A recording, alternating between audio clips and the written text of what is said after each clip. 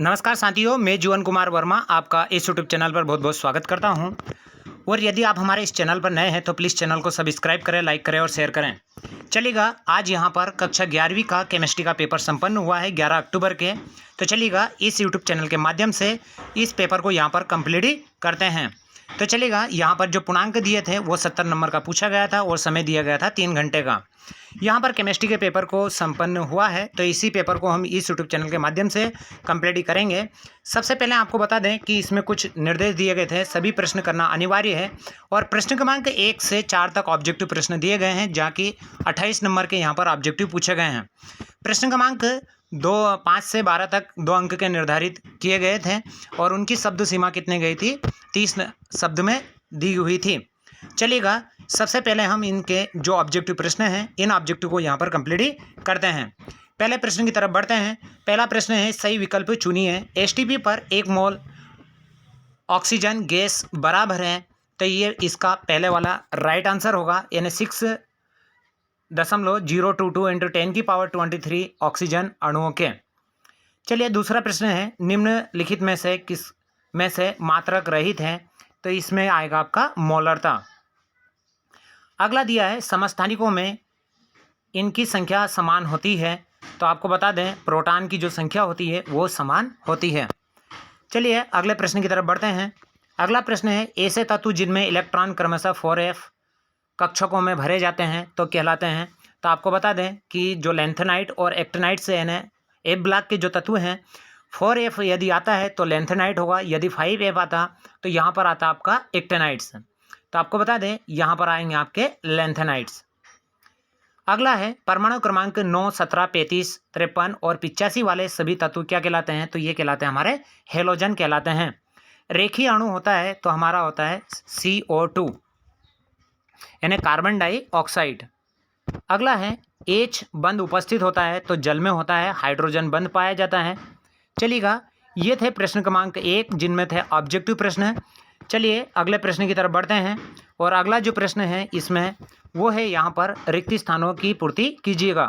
पहला प्रश्न है, 18 ग्राम जल में मोलों की जो संख्या होती है, यानी यदि हम मोलों की संख्या निकालते हैं तो ग्राम में अणुभार से भाग दे देते हैं तो 18 भागित 18 होता, तो 1 आता। 1 में मोलों की जो संख्या होती है यहाँ पर वो होती है, यहाँ पर मैं बता दूँ आपको,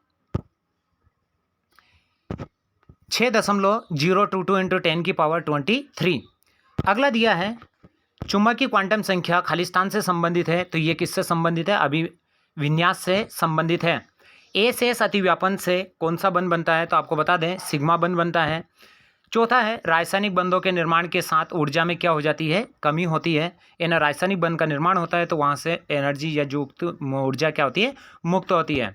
NaCl में आयनिक बंध पाया जाता है। अगला है, न्यूनतम गलनांक वाली धातु कौन सी है, तो वो है हमारी सीजियम, जिसका प्रतीक चिन्ह है CS। अगला है 7वां, खालिस्तान को रसायन विज्ञान का पिता कहा जाता है, तो एंटोनी लेवोजियर को रसायन विज्ञान के जनक कहा जाता है।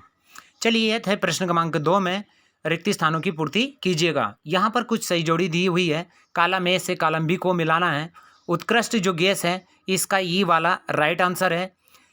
दूसरे का जो राइट है, हीरे की जो संरचना होती है वो त्रिविमी होती है। हेलोजन जो होते हैं वो क्लोरीन है।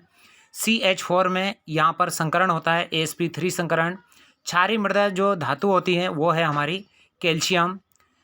क्षार धातुएं क्या है, पोटेशियम। और HCl क्या है, हमारी गैस। इस प्रकार से ये थी सही जोड़ियाँ जिनको कंप्लीट किया है। इसी के बाद में आता है, एक शब्द में उत्तर दीजिएगा या एक वाक्य में हमें उत्तर देना था। पहला है, परमाणु द्रव्यमान की मानक इकाई क्या है, परमाणु द्रव्यमान इकाई यानी एटॉमिक मास यूनिट, AMUB कहा जाता है। शुद्ध जल की जो मोलरता होती है वो कितनी होती है, 55.6। आधुनिक आवर्त सारणी के प्रथम आवर्त में कितने तत्व होते हैं, तो उसमें होते हैं हमारे 2, एक हाइड्रोजन और एक हीलियम। अगला दिया है, नाभिक के आवेश में वृद्धि होने पर परमाणु त्रिज्या पर क्या प्रभाव होगा, तो ये परमाणु त्रिज्या क्या हो जाएगी, कम हो जाएगी।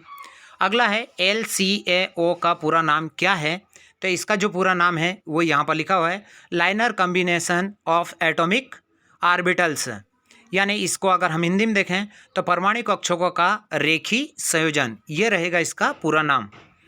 अगला है, लोहा तांबे को उसके लवण के विलयन में से क्यों विस्थापित कर देता है? तो आपको बता दें कि जो लोहा है वो तांबे से अधिक क्रियाशील है और इसकी जो रिएक्शन रहेगी इस प्रकार से रहेगी, यानी Fe पर CuSO4 की रिएक्शन करेंगे तो ये बन जाएगा FeSO4 बन जाएगा और यहाँ से कॉपर क्या हो जाएगा? मुक्त।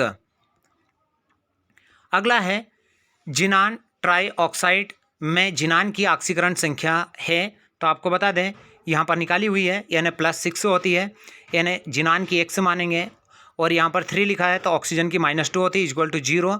तो यहाँ पर ये हो जाएगा माइनस का, उधर जाएंगे तो प्लस का हो जाएगा, यानी x बराबर +6। तो चलिएगा इस YouTube चैनल के माध्यम से यहाँ पर जितने ऑब्जेक्टिव प्रश्न थे प्रश्न क्रमांक 1 से 4 तक के को कंप्लीट किया है।